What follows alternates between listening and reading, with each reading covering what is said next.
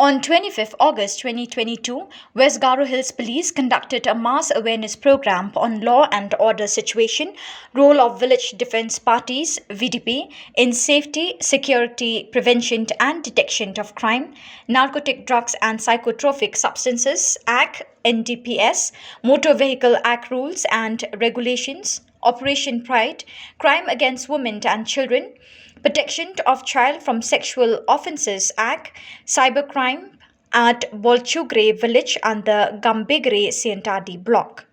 The program was conducted in collaboration with the district administration during Gram Sabha meeting and was attended by approximately 350 Gram Sabha members from 7 villages.